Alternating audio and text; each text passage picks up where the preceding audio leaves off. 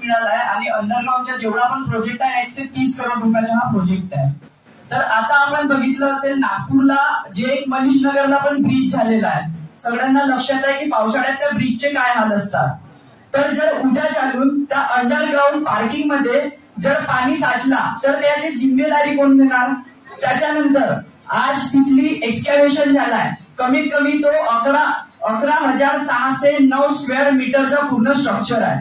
तर 11,609 स्क्वेअर मीटरच्या स्ट्रक्चर मधून तिथली सँड ज्या मातीवरती बाबासाहेब आंबेडकरांनी बौद्ध धर्माची दीक्षा घेतली, लाखो अनुयायी त्या मातीवरती उभे होते. ते आमचे धार्मिक स्थळ आहे, ते आमचे श्रद्धास्थान आहे, ते आमचे प्रेरणास्थान आहे. त्या मातीवरती बाबासाहेब आंबेडकरांनी आपल्याला 22 प्रतिज्ञा देऊन तिथे बौद्ध धर्माची दीक्षा घेतली. आज तिथली माती एक्सकॅव्हेट केलेली आहे. जे 11,609 स्क्वेअर मीटरचा जेवढा पण प्रोजेक्ट आहे त्या प्रोजेक्टची माती एक्सकॅव्हेट केलेली आहे. तर सर्वात अगोदर त्या कंपनीने आम्हाला उत्तर द्यावं की तिथली माती कोणाला विकली.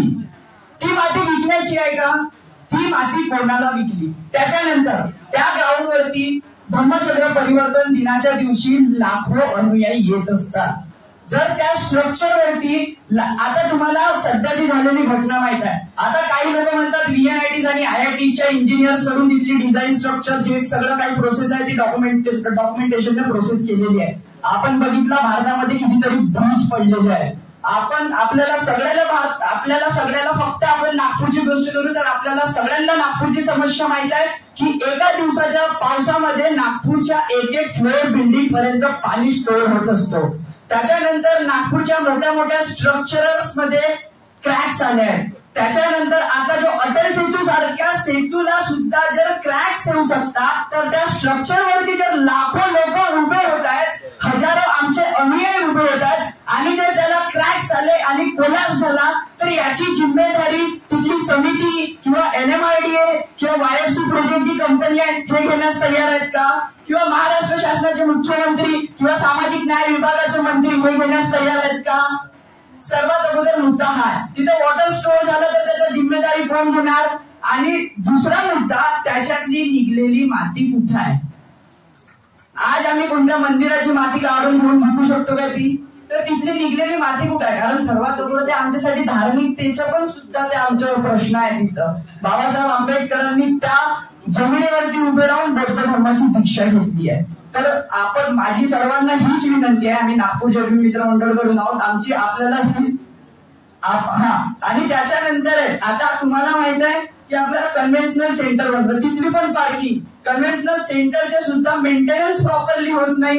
पार्किंगची सुद्धा व्यवस्था झालेली आहे पण तिथला मेंटेनन्स होत नाही. कालांतराने जर याच्या क्रॅक्स आले, जर खाली स्ट्रक्चरल डिफॉल्ट झाले, कोलॅप्सेशनचे प्रॉब्लेम झाले तर त्याचा मेंटेनन्स कोण करणार. आणि त्याच्यानंतर सुद्धा अशा पुष्कळशा समस्या आहेत. म्हणून आमची तुम्हा सर्वांना हीच विनंती आहे की बघा तिथला बाकीच्या जो रिडेव्हलपमेंटच्या काम आहे तो थांबला नाही पाहिजे.